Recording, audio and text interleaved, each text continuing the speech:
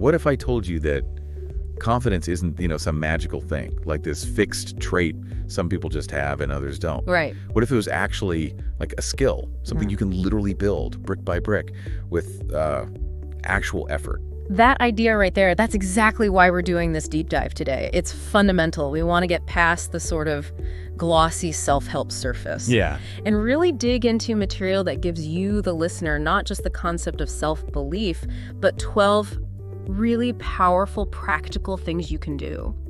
Ways to actually engineer that unstoppable feeling in your life. Unstoppable. I like that. Our mission here is simple. Yeah. Immediate, actionable tools, things grounded in, a solid understanding of how we work psychologically. Exactly, because I know that feeling. Standing outside a meeting room, second-guessing everything. Oh, yeah. Or maybe you want to start something new, a relationship, a project, whatever. Yeah. But that self-doubt is just so loud, paralyzing almost.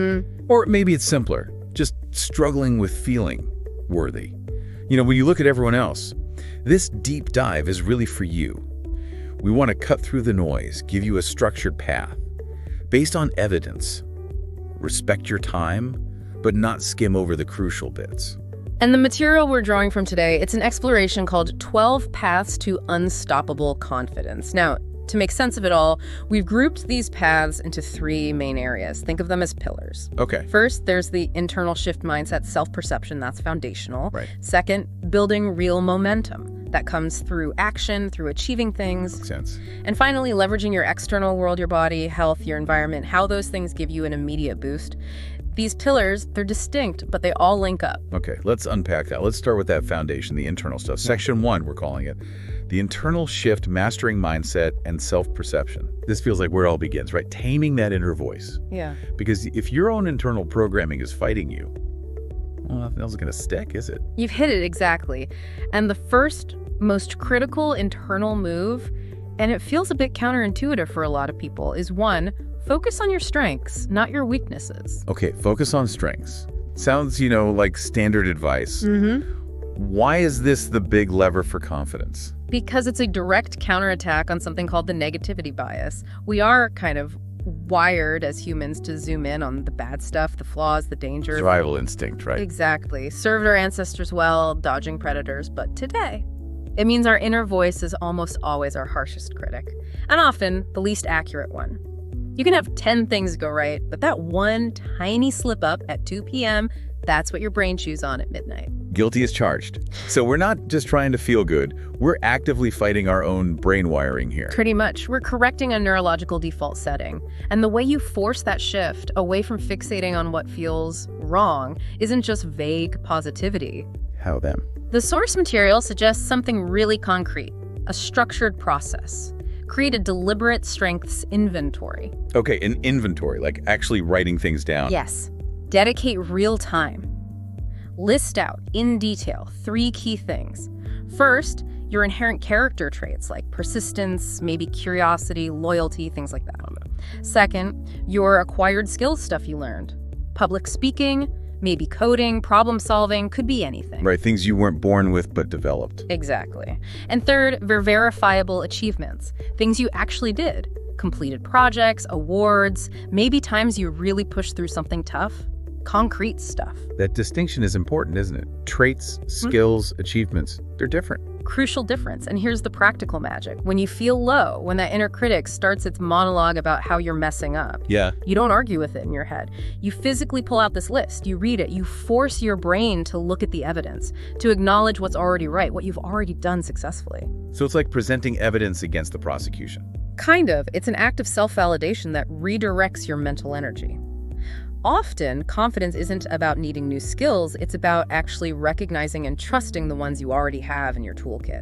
Realizing you're already equipped. That's powerful. And speaking of that inner voice, that leads perfectly to point 2, right? The immediate follow-up. 2, practice positive self-talk. Yes. This is where we actively start reprogramming that inner critic, turning it, slowly but surely, into more of an inner cheerleader, or at least a helpful coach. Because the language we use inside our heads, it basically sets the limits for what we think is possible. Absolutely. If your internal dialogue is constantly tearing you down, saying you can't, you'll fail, while your confidence is going to stay stuck at 0, it just won't get off the ground. The source had a really specific, smart tactic here. something about avoiding perfectionism. What was that phrase we need to swap out? It's about ditching the absolutes and embracing the process. So instead of that dead-end phrase, I can't do this, which just slams the door shut, right, implies you're permanently incapable. Yeah, feels final. You replace it with an adaptive mindset. You say, I'm learning how to do this.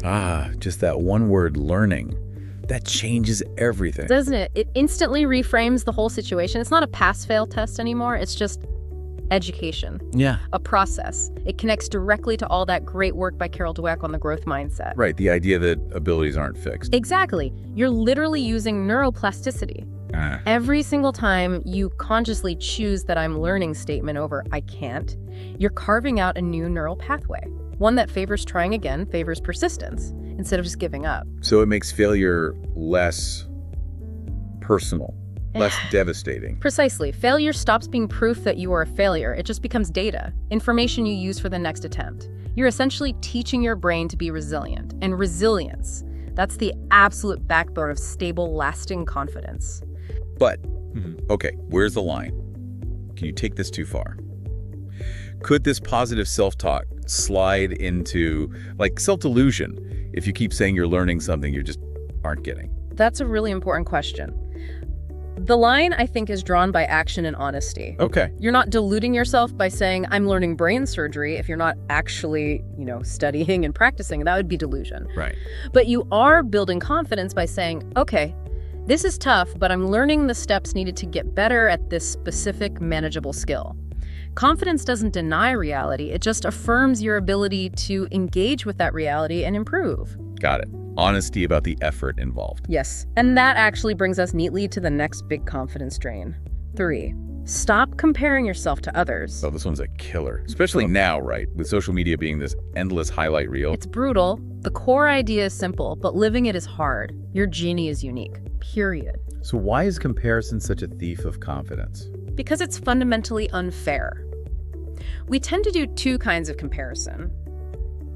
Upward, looking at people seemingly better off, and downward, looking at those worse off. That upward comparison, it's usually where the damage happens. Because we feel inadequate. Often, yeah. Especially because we're comparing our entire reality, all our doubts, struggles, the messy, behind-the-scenes stuff, with someone else's carefully curated, public-facing highlight reel. Their perfect vacation photo, their job promotion. We're comparing our blooper reel to their greatest hits compilation. Perfectly put. We don't see the years of effort, the failures, the lucky breaks, the support system they had, the trade-offs they made. It's an impossible comparison. You'll always come up short. So what's the alternative? How do you stop? Yeah. The confident person, according to the source, practices what you might call intentional comparison filtering. They recognize that looking sideways is mostly wasted energy. So they just ignore everyone else. Not ignore, but they shift the focus. They discipline themselves to compare their current self only with their past self. Okay. Progress against your own baseline. That's the key application. Measure and celebrate your progress. Did you get 1% better this week? Did you handle something slightly better than last time? That's the only metric that truly matters for building your own self-belief.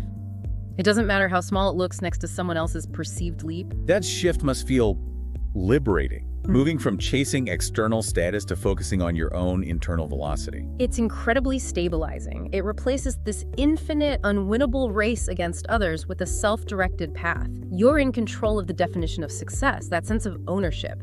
It's fundamental to self-worth. Which is the perfect setup for the 4th internal shift. Yeah. This one's about cementing those improvements. Yeah. 4, celebrate your wins, big and small. Yes. This simple habit, it's the actual mechanism for hardwiring that progress mindset we were just talking about. It makes it real. So what does it look like in practice? The source suggests something very straightforward. End your day by actively acknowledging something you did well. Doesn't matter how small. Did you handle a tricky email without getting defensive? Did you finally tackle that annoying little task you'd been putting off? Did you stick to your new habit for the 3rd day running? Anything? It feels almost too simple. Why is this tiny nightly review so critical for building belief? Because it actively retrains your brain's filters. Think of it like changing your internal search settings. Oh. If you spend all day and then lie awake all night only scanning for what went wrong, Your brain literally gets better at spotting failures. Your reticular activating system, the RAS. That's the brain's filter, right? Yeah. Decides what gets our attention. Exactly. It learns to filter out the successes and focus only on the shortcomings. You're basically conditioning yourself to see only deficits. Wow. So celebrating wins flips that script. It forces the RAS to start looking for evidence of success.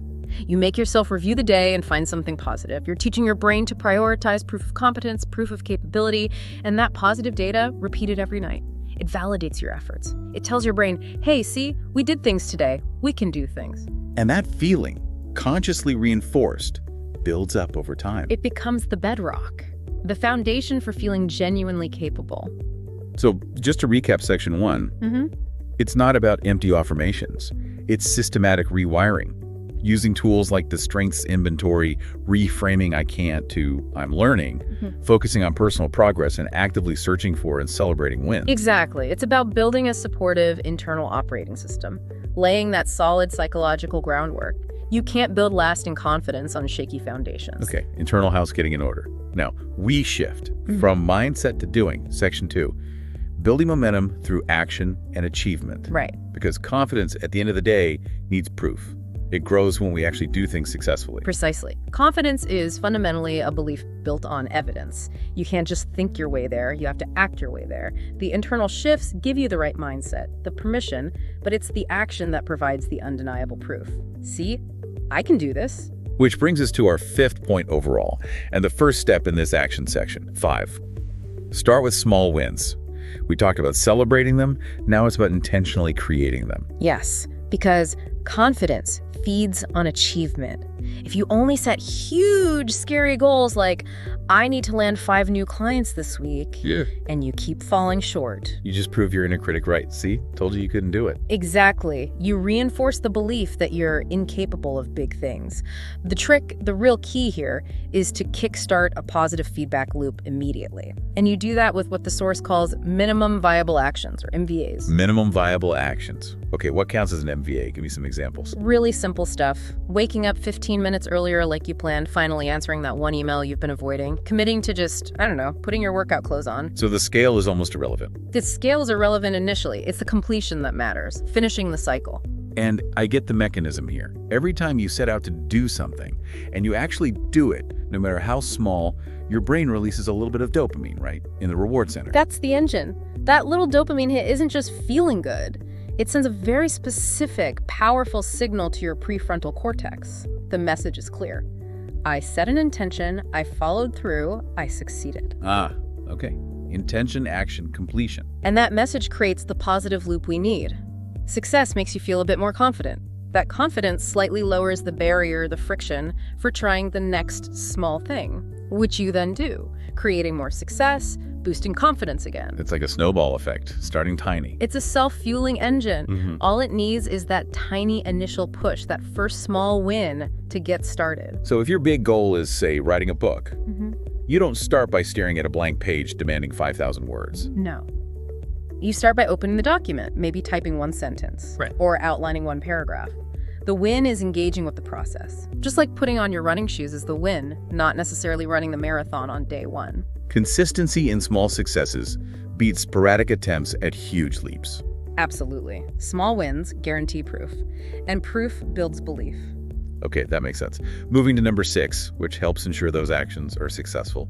6, prepare, prepare, prepare. This feels very practical, almost obvious, but maybe overlooked. It's the systematic way to reduce uncertainty. And uncertainty is a huge source of anxiety. Nothing, but nothing, beats preparation for generating real, solid confidence. Why? What's the core fear it addresses? It tackles the fear of the unknown, the fear of being caught out, of looking incompetent, of losing control.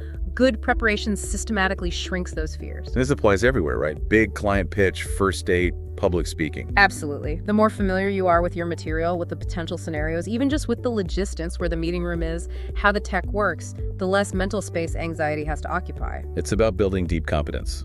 Yes. Knowing your subject inside out so you can handle unexpected questions. Running through your presentation not just once, but until it feels natural. almost automatic. It frees up your mental bandwidth during the actual event. So you're not just hoping it goes well. You know you've done the work. You've controlled the controllables. That knowledge creates a feeling of security, of readiness. Confidence, in this sense, is really just competence that showed up prepared. That difference between hoping and knowing. Yeah. That's huge. But what about over-preparation? Can you prepare so much it becomes like procrastination in disguise? That is a real risk and a great point. The source suggests preparation needs to focus on the controllable variables. Okay, what's controllable versus uncontrollable? Controllable. Knowing your content, practicing your delivery, checking your equipment, anticipating likely questions. Uncontrollable. The audience's mood, a sudden interruption, whether the client had a bad morning. Ah, I see. Over-preparation becomes a problem when you start obsessing over those uncontrollables. Trying to script every possible reaction, that's usually anxiety looking for relief, not competence building. Once you genuinely know your stuff, endless drilling gives less and less return. Got it. Focus on mastering your part, which then gives you the foundation, the security, to tackle the next step, which often feels scarier. Number 7. Step outside your comfort zone regularly. This one's crucial, non-negotiable, really. Confidence isn't built staying where it's safe and predictable. Safety leads to stagnation. Exactly. The only way to truly prove to yourself that you're capable is by successfully handling situations where the outcome isn't guaranteed, Right. where there's a little bit of risk. Psychologists talk about zone expansion. Zone expansion. Okay, explain that. You mentioned avoiding the panic zone. Right. Think of 3 zones. Your comfort zone, familiar, easy, no growth happens here. Your panic zone, way too far out, overwhelming anxiety, leads to failure and reinforces negative beliefs. Like asking someone deathly afraid of heights to tightrope walk on day 1. Okay, definitely avoid that. Then there's the sweet spot, the stretch zone. This is where you feel challenged, a bit uncomfortable, maybe nervous, but the task is actually achievable with effort and focus. It's controlled discomfort. So it's about finding that edge. Just beyond comfortable, but not terrifying. Precisely. And you need to visit it regularly. Give us some small practical examples, things people can actually do. It shouldn't feel like leaping off a cliff, you said. Definitely not. Start small. If you're usually quiet in meetings, your stretch might be committing to saying just one relevant thing early on. Okay, manageable. If you hate conflict, practice saying, "Let me think about that and get back to you," instead of giving an immediate yes or no under pressure. Maybe initiate a brief chat with a colleague you don't know well. Tiny steps. Tiny steps. But each time you navigate one successfully, you send a message to your brain. See? That wasn't so bad. I handled it. You prove your capability. And the boundary of your comfort zone actually expands. That mental fence you thought was a solid wall, you just stepped over it. You learn that the discomfort is temporary, but the capability you gained is permanent. Which is a perfect lead-in to point 8, which is all about building that capability long-term. 8, learn a new skill. Ah, yes. Because knowledge itself feels empowering, doesn't it? When you actually go through the process of mastering something new. Whether it's a work tool, a language, cooking, public speaking, anything. It reinforces that core belief. I am capable of growth. Exactly. This taps directly into what the psychologist Albert Bandura called self-efficacy. It's your belief in your own ability to succeed in specific situations or accomplish a task. So learning a new skill is like direct evidence for self-efficacy. It's undeniable proof. You see the results of your effort. You start out clumsy, you practice, you get better. That tangible progress validates you. It proves your personal effectiveness. And that belief in your ability to grow is key, right? Because if you secretly think your talent is fixed, any setback feels like hitting a permanent wall. Whereas if you believe you can learn, a setback is just a temporary obstacle, a puzzle to solve, part of the process on the way to mastery. Makes sense. And there's another benefit too. Learning something completely unrelated to your main field, say, learning guitar if you're an accountant, it forces you to be a beginner again. Bullock. Yes. It fosters humility, patience. You have to accept being incompetent for a while. That resilience, that comfort with the learning curve often translates back surprisingly well into your main work or life challenges. The act of becoming proficient at anything boosts your overall sense of, I can figure things out. Okay, so section 2 gives us the action plan. Start small, prepare well, stretch regularly, and keep learning. It's about generating that external proof that backs up the internal mindset shift. You got it. Building the evidence locker. Now we move to the final piece of the puzzle, often underestimated, I think. All right, shifting gears one last time. Section 3, the external impact. This is where we look at the things we can control in our physical world, our body, our health, our environment, as levers for confidence. Things that can give you a boost almost instantly. Yeah, these factors sometimes get dismissed as superficial, like, oh, just stand up straight. But our physical state and our surroundings send constant, powerful feedback signals to our brain. They really influence how we feel, immediately and quite profoundly. Okay, let's start with number 9, the one you just mentioned, which promises that instant shift. 9, improve your body language. How does standing differently actually change how you feel inside? This is the idea of embodied cognition. Your body influences your mind just as much as your mind influences your body. Posture doesn't just communicate confidence to others, it signals it to yourself. So what are the key adjustments? The source highlights the simple, high-impact ones. Stand tall, pull your shoulders back slightly, open up the chest, keep your chin level or slightly up, not tucked down, and make consistent, comfortable eye contact. Smile genuinely when appropriate. We've all heard about power posing research. What's the thinking behind how this works biologically? Well, the early research suggested that adopting these open, expansive postures, the opposite of hunching over or making yourself small, could actually change your hormone levels pretty quickly, lowering cortisol, the stress hormone, increasing testosterone, linked to confidence and risk-taking. Right, though that hormonal link has been debated a bit since, hasn't it? It has faced scrutiny and replications, yes. Yeah. The exact hormonal mechanism might be less dramatic or consistent than first thought. But here's the thing. The behavioral and psychological shift seems very real and is consistently observed. When you deliberately stand tall, make eye contact, your brain basically receives a signal. Okay, we're secure, we're ready, we're in command here. So even if the hormones aren't dramatically shifting, your brain interprets the posture as evidence of confidence. Precisely. It overrides some of that immediate anxiety fizz. Slumping, avoiding eye contact, those signal vulnerability, readiness to retreat. By choosing the opposite posture, you instantly change your internal state and how you perceive the challenge ahead. It's like a physical affirmation. I'm here, I'm capable, I'm ready. That immediate feeling of being more grounded, more assured. Definitely worth practicing. Which links closely to point 10, and we need to be careful how we frame this one. 10. Dress in a way that makes you feel good. Yes, emphasis on makes you feel good. This is absolutely crucial. It's about personal validation, self-respect, not about seeking external approval or being vain. But isn't there a risk? Focusing on clothes. Couldn't that create a shallow confidence, totally dependent on brands or trends? That's the critical distinction the source makes. It's not about chasing fashion or impressing your boss with expensive labels. It's about a concept called enclothed cognition. Enclothed cognition. Yeah, it's the idea that the clothes we wear systematically influence our own psychological processes, how we think, feel, and act. If you wear clothes that fit you well, that are clean and comfortable, and that align with how you want to see yourself, your ideal self-image, it genuinely changes how you feel. So it's less about the label and more about the intention and the feeling, like wearing something that makes you feel capable or professional or creative. Exactly. The underlying message you're sending yourself is, I value myself enough to put in this effort. I am worth presenting well. It signals self-respect.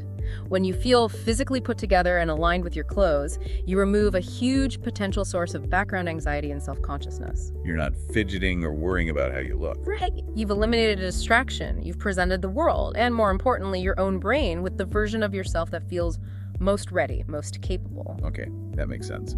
Shifting from appearance to something more fundamental. Point 11. 11. Take care of your body. Basic stuff. Exercise, sleep, nutrition. This is often the pillar people neglect the most. Maybe because it doesn't feel like direct confidence work. But it's non-negotiable for long-term self-esteem. Your physical state is just fundamentally linked to your emotional stability, your mood, your cognitive sharpness. If you're exhausted or running on junk food, your self-talk probably goes downhill fast. Immediately. And your ability to handle stress plummets. Think about the chemical boost you get from this stuff. Tell me more about that, the chemical confidence boost. Okay, start with exercise, just moving your body. Regular physical activity doesn't have to be intense. It literally moves stagnant energy. It releases endorphins. Nature's mood elevators. Exactly. And also endocannabinoids, which also reduce stress and create positive feelings. When you consistently feel physically better, more stable, more energized over time, that translates directly into feeling more capable, more confident.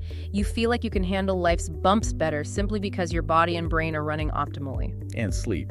How does that play in? Sleep is critical for emotional regulation. Confidence requires clear thinking, resilience when things go wrong. Both of those get severely messed up by poor sleep, especially if you're short on REM and deep sleep. Right, and nutrition. Think blood sugar stability. Wild swings in blood sugar from poor diet lead to irritability, brain fog, impulsivity, all things that make you more likely to have negative self-talk or make bad decisions, which then erodes your confidence. Taking care of your body is like building the essential infrastructure for confidence. If you face a challenge feeling depleted, you're basically setting yourself up to fail and feed that negative loop. Physical care is confidence infrastructure. I like that. Yeah. Okay, final path. Number 12, and maybe one of the most powerful external factors, 12, surround yourself with positive people. Yes. Confidence and lack of it is incredibly contagious. We don't exist in a vacuum. Our beliefs, our moods, how we act, they are heavily, heavily influenced by the people we spend the most time with. It's called social contagion. So if your circle is full of critics or people who are always complaining or people who actively doubt you, that negativity just becomes the background noise of your life. It seeps in. It subtly shapes your own expectations. It can limit what you even think is possible for yourself. So the advice is to actively curate your social environment. Actively curate, that's the term the source material uses.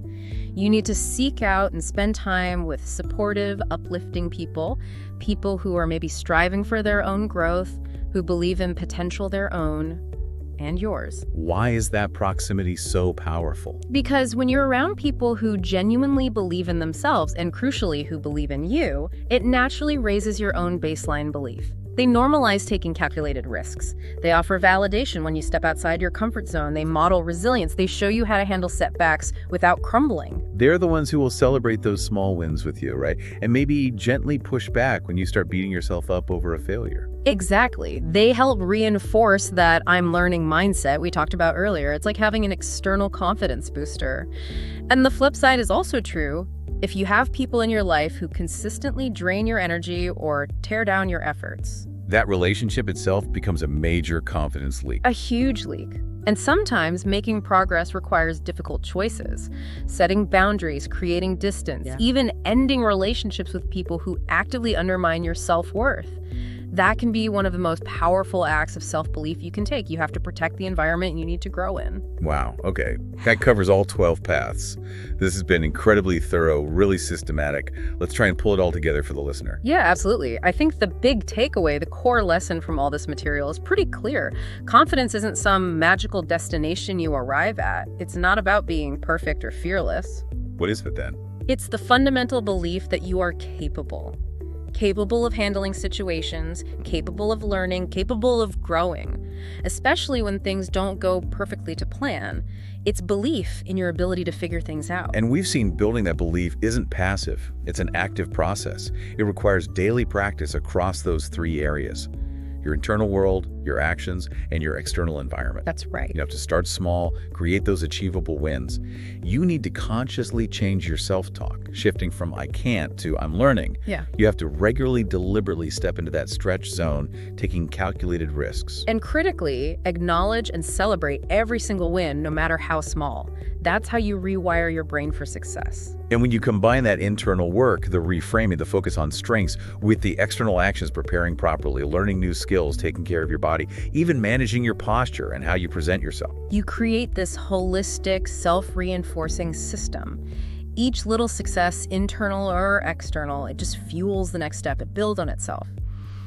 And the confidence you develop, it's real because it's based on undeniable, repeated proof of your own effectiveness. You've collected the evidence. So for everyone listening, maybe feeling a bit overwhelmed by 12 things, but ready to actually start, what's the final thought? What's the immediate takeaway? Okay, here's the thing to really hold on to. Every single person you admire for their confidence, every leader, every great speaker, every person who seems effortlessly self-assured, they all started exactly where you might be right now. They weren't born that way. No, they learned, they practiced, they failed, they got back up. Their confidence today is just the result of thousands of those small actions, those preparations, those moments of choosing positive self-talk, those decisions to step out of their comfort zone. It's accumulated effort. So the task isn't to magically feel confident first. No, stop waiting for the feeling. Your task, starting right now today, is to pick just one small thing from these 12 paths. Just one. Identify one small action you can take. Maybe it's listing 3 strengths. Maybe it's deciding to speak up once in your next meeting. Maybe it's just standing a little taller right now. Take that one small action, the feeling, the confidence, that will follow the action. It always does.